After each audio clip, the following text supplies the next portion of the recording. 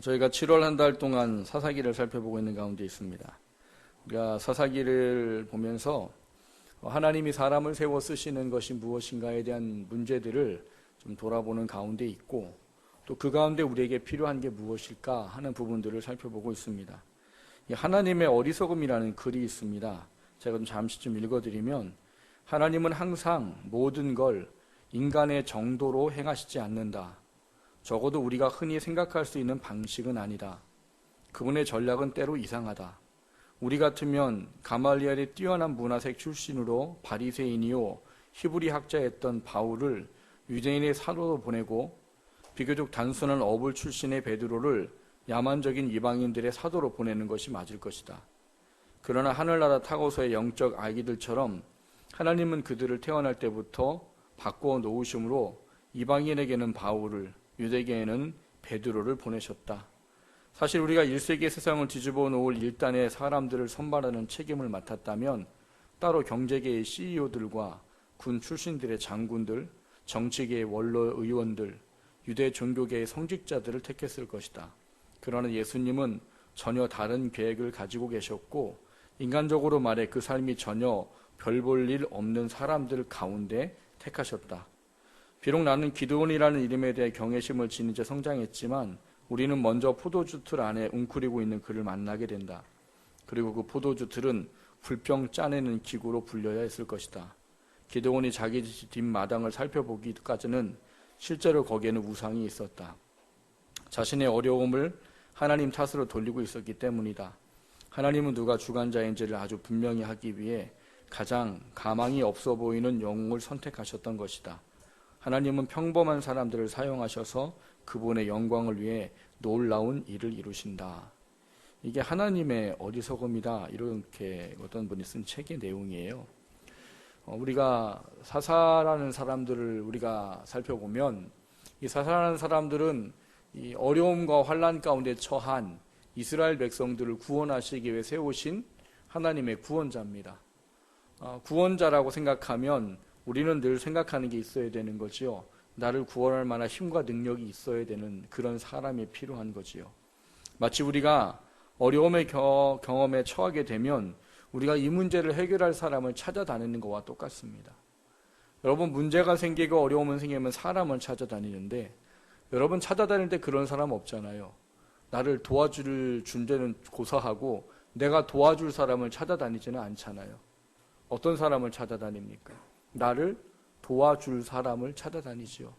내게 그럴 만한 일을 해줄 수 있는 힘과 능력을 가진 사람을 찾아다니지, 그렇지 않은 사람을 찾아다니는 법은 없습니다. 오늘 우리는 이 사사라는 사람들이 구원하기 위한 구원자인데, 이 사람들을 세우신 하나님의 방법이 우리가 생각하는 일반과는 전혀 다르다는 문제를 좀 돌아보려고 합니다. 오늘 기드온이라는 사람을 통해서 하나님이 세우시는 사람은 어떤 사람인가? 그리고 우리는 그 모든 이 정황들을 보면서 어떤 믿음을 가져야 할까 돌아볼 수 있는 우리가 되기를 주님의 이름으로 축원합니다. 그리고 그걸 통해서 나를 보지 않고 하나님을 볼 수 있기를, 내 환경을 보지 않고 하나님을 볼 수 있기를, 내 능력을 보지 않고 하나님을 볼 수 있는 저와 여러분 되시기를 주님의 이름으로 먼저 축원합니다. 첫 번째 함께 나누려고 하는 것은 부르셨기에 큰 용사입니다, 이런 이야기를 해보려고 합니다. 성경을 자세히 읽지 않으면 오해하고 착각하는 것이 있습니다. 그게 뭐냐 하면, 하나님께서 세우시는 하나님의 사람들은 그들이 행하는 놀라운 능력과 권능과 기적과 이적과 그들이 이끄는 어떤 지도력, 이런 거를 보면서 와, 저 사람은 저래서 하나님이 쓰시는구나 하고 생각하는 겁니다. 결과만 놓고 보면 우리는 그렇게 판단하기가 쉽지요. 근데 여러분, 성경을 정말 자세히 보십시오. 요즘 또 하반기 160일간 성경 일독이 시작됐는데, 이번에 읽으면서 좀 자세히 보십시오. 과연 하나님은 어떤 사람을 세우시고 어떤 사람을 쓰시는가 하는 거예요. 제가 예전에 개척하고 한 2년인가 지났을 때 이 성경 인물에 관한 설교를 해보려고 자료를 좀 모집하고 책을 좀 구해서 사서 읽고 여러 가지를 막 찾아봤어요. 근데 제가 그거를 미리 준비하다가 제가 포기하고 이 사람에 대한 설교를 하지 않았습니다. 인물 설교를 하지 않았어요. 지금까지 제가 인문 설교하는 거 들어본 적 없으시잖아요. 왜 제가 인문 설교를 안 하는가 하면 자료를 수집해 놓고 여러 가지 책을 읽고서 보니까 대부분 내용이 그런 거예요. 이 사람은 이래서 하나님이 쓰셨다요. 그러니까 이렇게 준비하자. 뭐 이런 사람이 되어야 한다. 뭐 이런 얘기들인 거예요. 근데 그걸 보고 제가 성경을 읽고 묵상해 보면 제 생각에는 이게 아닌 거예요. 왜냐하면 성경에 나와 있는 사람들을 쭉 이렇게 보면 사실 하나님이 쓸만하고 세상의 가치와 판단으로 능력이 있어서 세운 사람들은 뭐 100이면 한두 명 있을까지 뭐 100명을 하나님이 선택해 쓰셨다면 나머지 90% 이상의 사람들은 뭐 하나도 하나님이 선택해서 쓸만한 세상의 가치도 능력도 자격도 없는 사람이더라는 거예요. 그래서 저는 그분들 책을 보면서 결국은 이건 아니다. 그리고 제가 또 그걸 포기한 이유 중에 하나는 결국은 인물 설교를 하다 보니까 저는 결론이 하나밖에 안 나와요. 결론이 뭐냐? 이런 사람이 있겠다 썼다는 게 아니고 그냥 연약한 사람을 하나님께서 세우셔서 이렇게 훈련하시고 이렇게 이끌어 가시고 이렇게 그냥 사용하셨더라. 그거밖에는 주제도 안 나오고 답이 안 나오더라고요.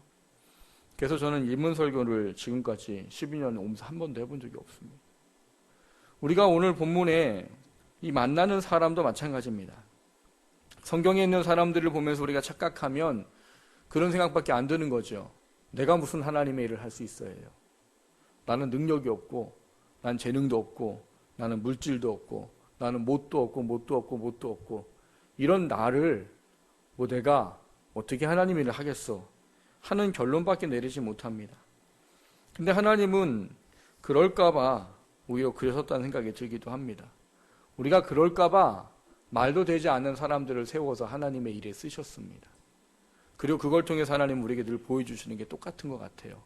나는 너도 이렇게 쓸 수 있다. 오늘 기드온이라는 사람이 그 대표적인 사람 중에 하나일 겁니다. 기드온이라는 사람을 맥성경을 저희가 하고 있는데 맥성경에 보면 그 강사 목사님이 그 사람을 표현한 단어들이 있어요. 제가 어제 다시 한번 좀 들어봤어요. 어떻게 표현했는가. 소심, 연약, 쪼잔, 좁쌀 영감, 밴댕이 속, 족제비 콧구멍 뭐 이렇게 써놓으셨어요. 이게 사실 이게 저예요. 근데 제가 맥성경 하면서 맨날 그랬거든요. 이게 나라고. 소심하고 연약하고 밴댕이 소갈딱지고 족제비 콧구멍 같은 사람이라고. 기드온이 참 날 닮았다고. 그런 얘기를 한 적이 있었어요. 여러분 기드온 하면 생각나는 사람들도 있으신가요? 기드온의 300 용사 이렇게 써 있잖아요. 여러분 기드온의 300용사는 어떤 사람인데요? 똑같아요. 소심, 연약, 쪼잔, 좁쌀영감, 족제비 콧구멍 이런 사람들이에요. 왜 그런가 하면 하나님이 미드안으로부터 이스라엘을 구원하기 위해서 사람들을 선출합니다. 2만 명이 왔을 때 10,000명 돌려보내고 또 남았을 때 뭔가를 하게 하시고 뭔가를 하게 하셔서 300명만 남았어요. 근데 마지막 테스트가 뭐였는가 하면 사람들한테 가서 물을 마셔보라 이렇게 하는 거예요. 그 사람들이 남은 이제 수천 명의 사람들이 물을 먹으러 막 가지요. 근데 막 어떻게 먹어요? 그 나라가 시원한 나라예요? 따뜻한 나라예요? 더운 나라예요? 따뜻한 나라가 아니라 더운 나라예요. 그러니까 거기서 막 훈련하고 뭐하고 했으니 이게 어떻겠어요? 목이 마르고. 이제 가서 물 마셔라고 했더니 어떻게 했어요? 와! 하고 가서 사람들이 물을 마셨겠죠? 어떻게 먹었겠어요? 뭐 어떤 사람 머리를 팍 바꾸서 막 흔들면서 와! 이러면서 물을 마셨을 것이고 어떤 사람은 막 와! 이렇게 마셨을 것이고 근데 어떤 사람이 있었어요? 어떻게? 조신이 무릎을 꿇고 손을 이렇게 해가지고 물을 해서 이렇게 핥아먹고 제가 어떤 분의 설교를 보고 주석을 본 적이 있었는데 그분이 그러시더라고요. 왜 하나님이 300명을 선택한 줄 아느냐? 그 사람들이 얼마나 조심성이 있고 그 사람들이 얼마나 주변을 관찰하고 얼마나 그 사람들이 세밀했는지 그래서 하나님이 그들을 선택하셨다. 하등의 이해가 안 가요. 왜 이해가 안 가요? 만약에 그런 사람을 택해서 그런 목적 때문에 쓰셨다면 전쟁을 그렇게 하셔야죠.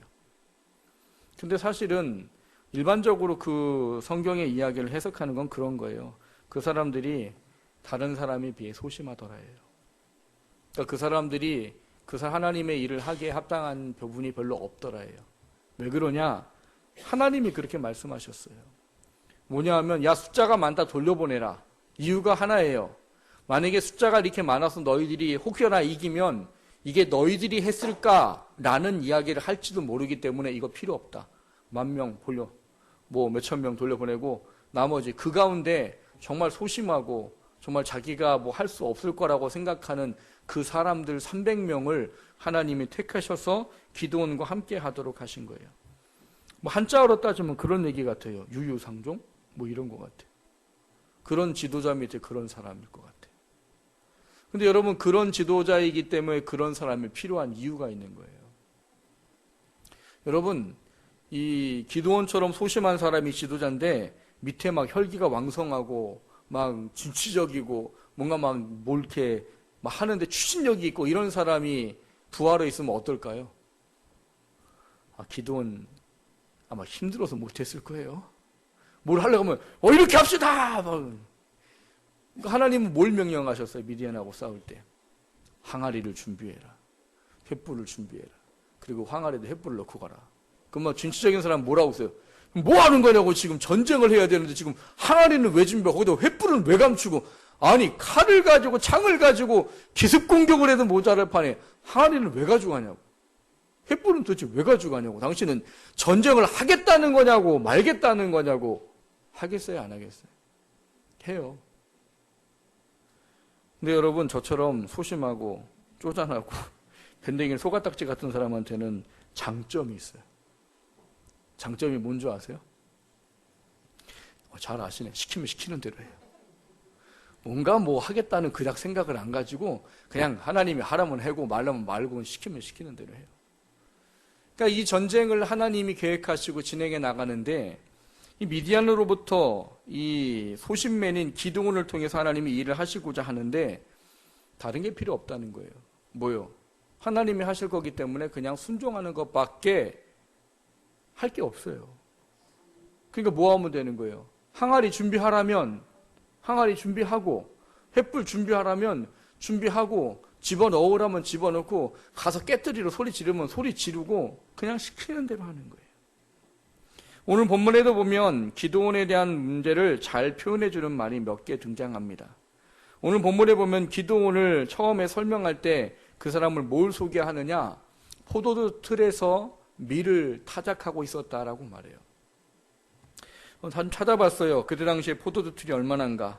2m 평방에 깊이가 한 60cm가량의 자연 암석에다가 그걸 파서 구덩이를 만드는 거랍니다. 그래서 거기다가 놓고 포도 열매를 밟아서 하면 그게 밑으로 내려오고 그 흘러나오는 액을 수욕통으로 사용한 통이 보통 1평방미터의 길이가 1.2m다 이렇게 되어 있어요. 그러니까 이게 크다는 얘기예요? 작다는 얘기예요? 예? 크다는 얘기예요? 작다는 얘기예요. 근데 거기서 뭘 했다고요? 밀을 타작했다. 여러분 타작을 하려면 뭐가 필요해요? 도리깨라고 들어보셨나요?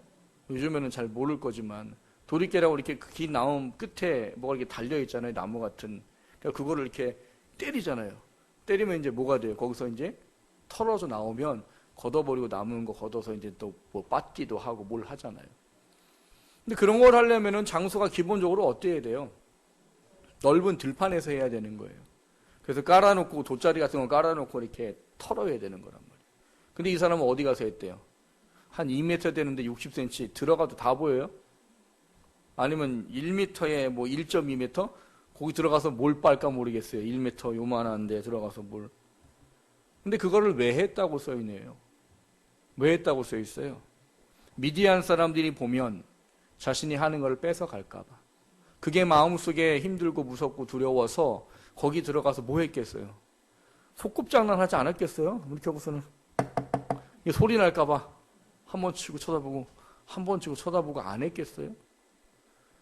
그게 표현하는 대표적인 이야기가 뭐겠어요? 그래서 그 사람을 연약하고 소심하고 뭐 이렇게 이야기를 한 거란 말이에요. 그리고 오늘 본문에 보면 이 하나님의 사람 여호와의 사자가 기드온을 찾아왔을 때 기드온이 그에게 하는 말이 있어요. 뭐라고 말하느냐? 우리는 이스라엘 중에서도 이 극히 작은 므낫세 집안이고 므낫세 집안 중에서도 내 아버지 집은 가장 작은 자입니다. 이렇게 말하고 있는 거예요. 그러니까 자신에 대한 평가가 높아요? 자존감이 높아요? 작아요? 낮아요? 작고 낮아요. 그래서 기드온은 뭐라는 거예요? 하나님 부르셔서 너 미드얀에서 이스라엘을 구원해라라고 말할 때 하겠다는 거예요? 안 하겠다는 거예요? 안 하겠다는 것도 아니 못하겠다는 거예요? 못하겠다는 거. 왜?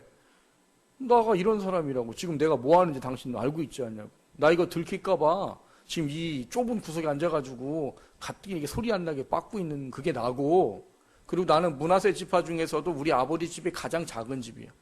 그 내가 무슨 이스라엘을 구원하고 내가 뭘 하겠다는 말입니까?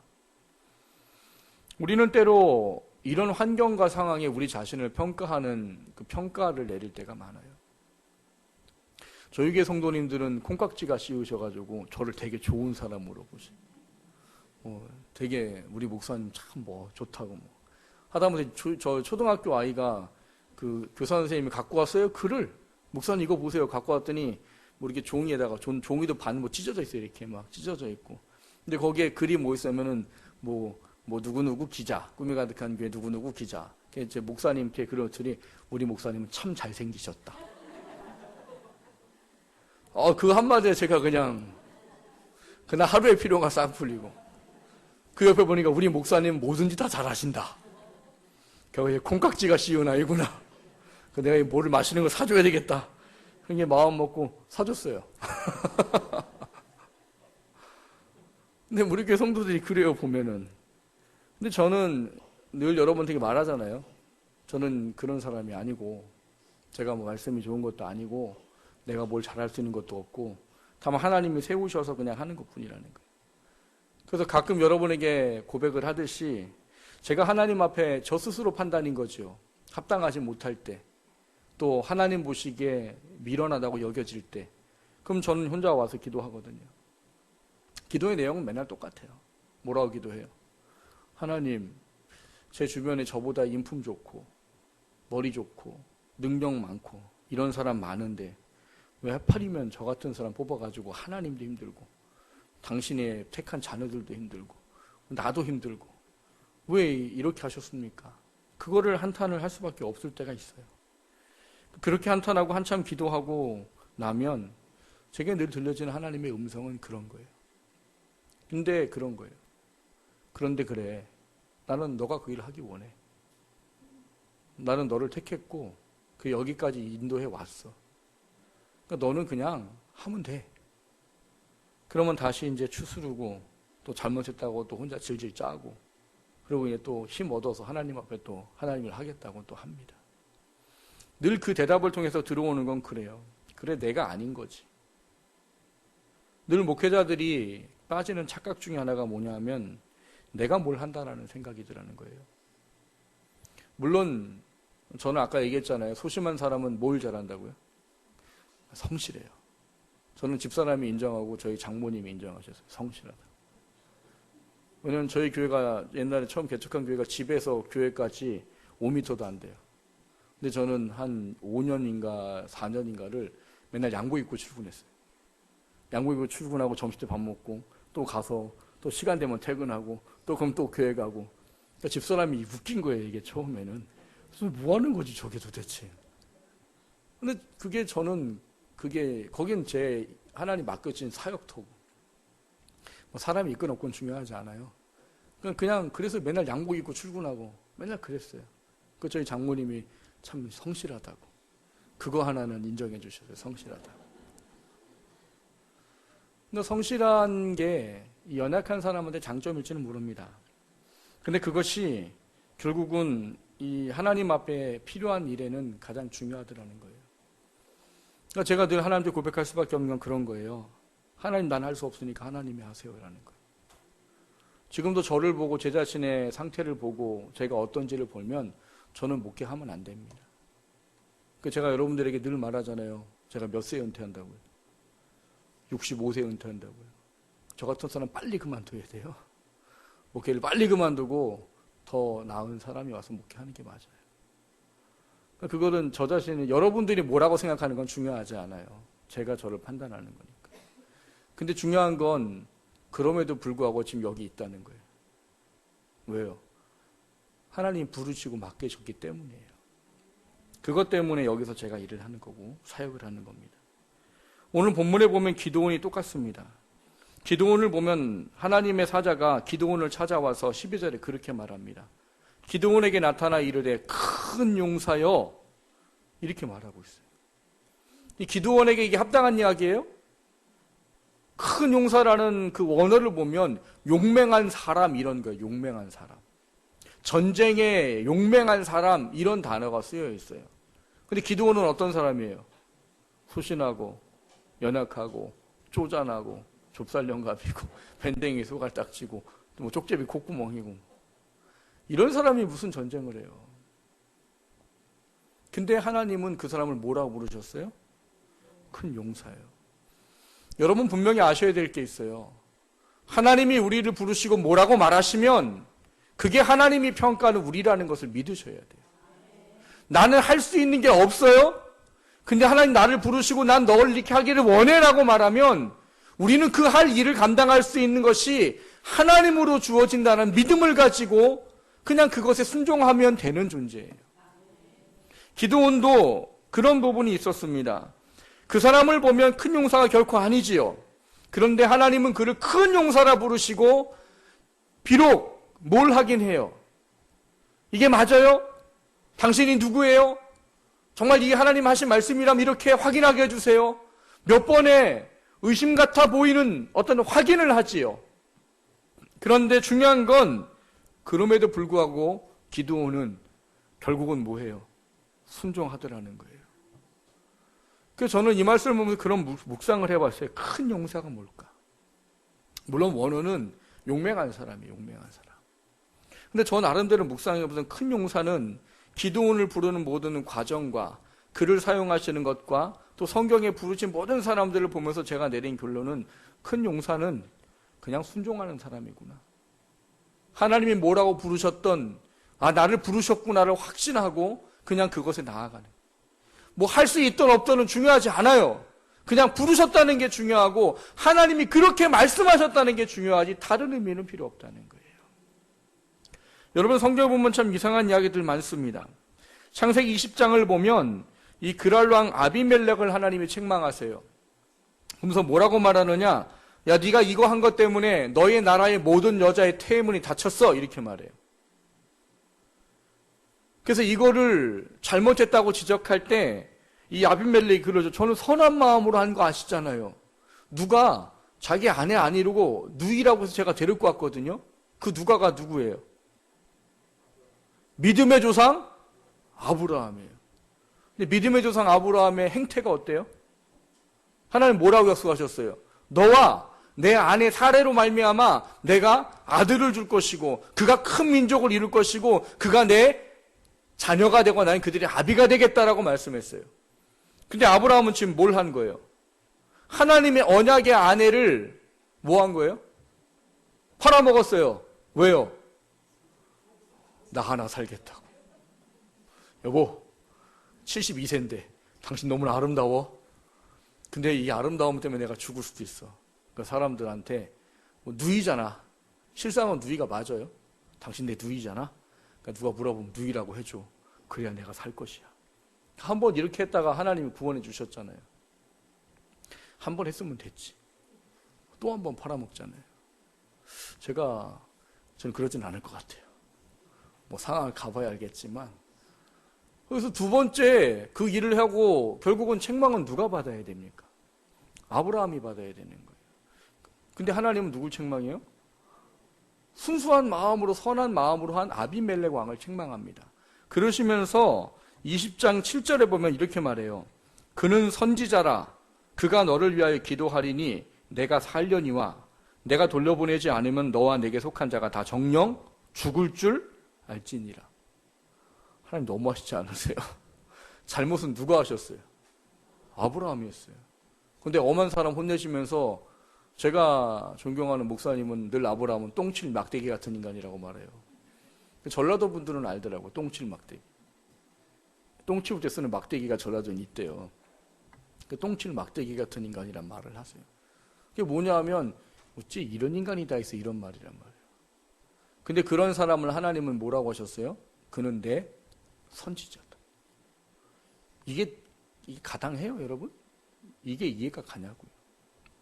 근데 여러분 잘 아셔야 될 게 세상에 누가 뭐라든 상관이 없고요. 우리가 성경을 볼 때 뭐라든 상관이 없어요. 하나님이 그렇게 말하면 그냥 그건 거예요.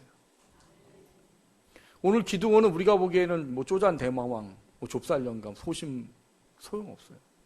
하나님이 그 사람을 뭐라고 부르셨어요? 너는 큰 용사다. 그래서 하나님이 결국 그를 통해서 이스라엘을 구원하시는 데 쓰십니다.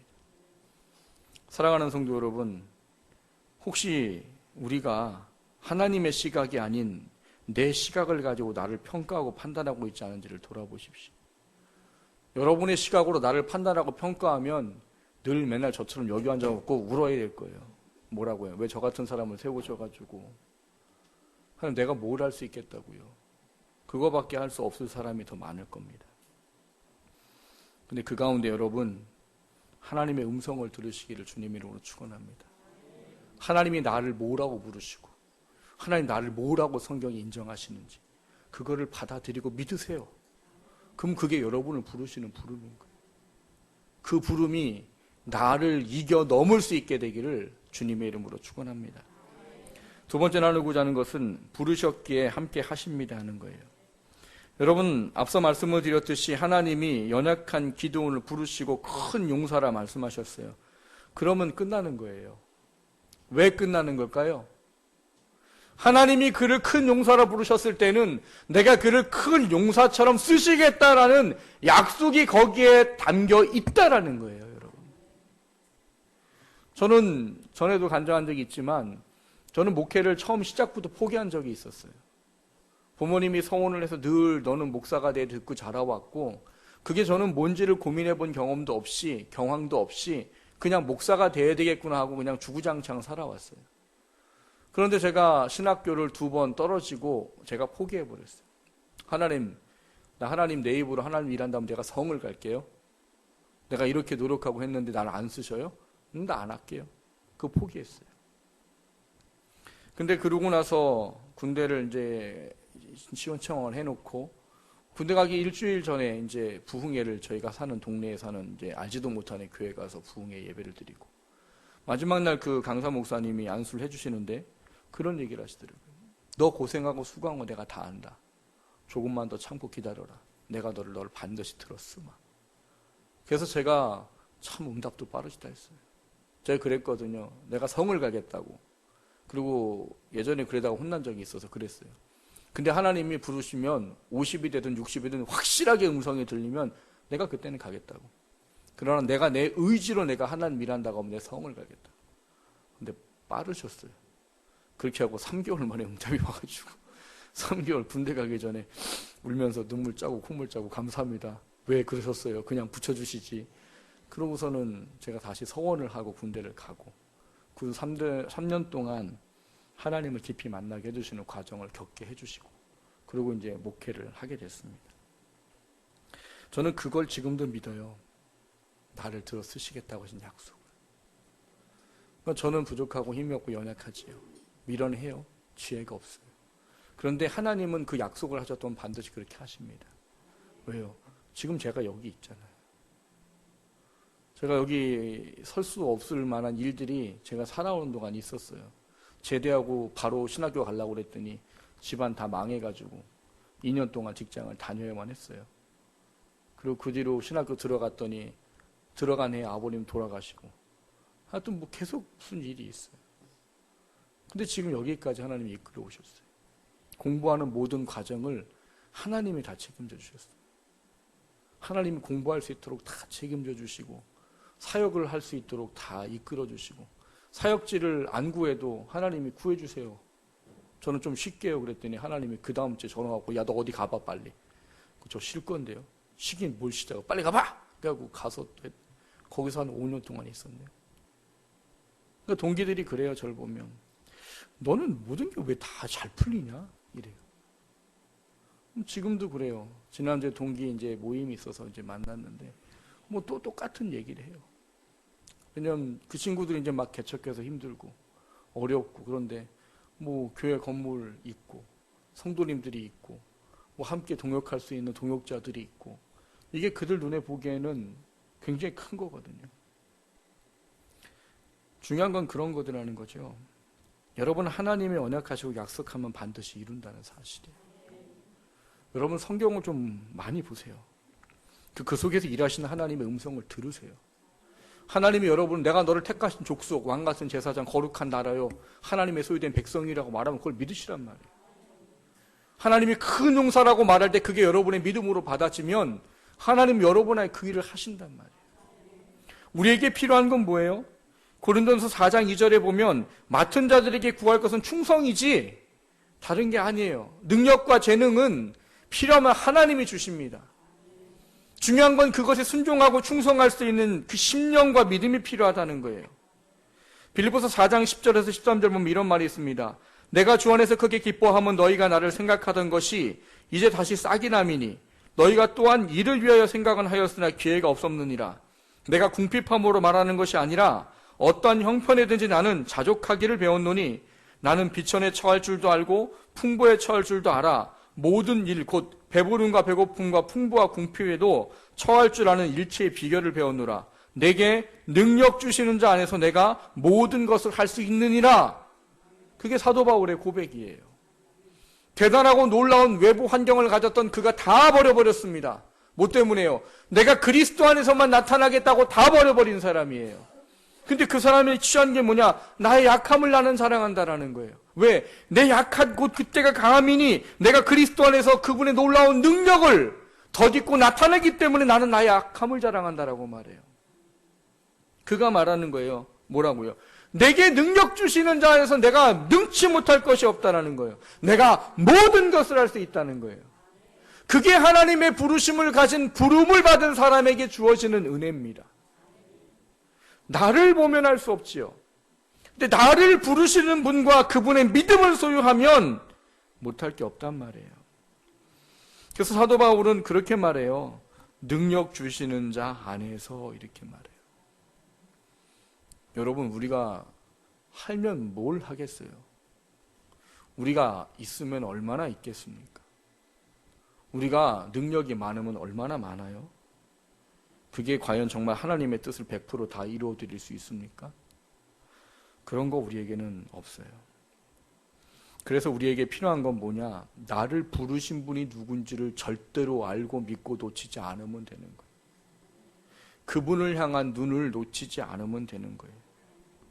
여러분, 성경의 어떤 인물도 그들의 능력과 대단함 때문에 들어 쓴 사람은 거의 없습니다. 하나님은 그냥 부르신 자가 순종할 때 당신께서 친히 그에게 능력을 주셔서 그 일을 감당하게 하셨어요.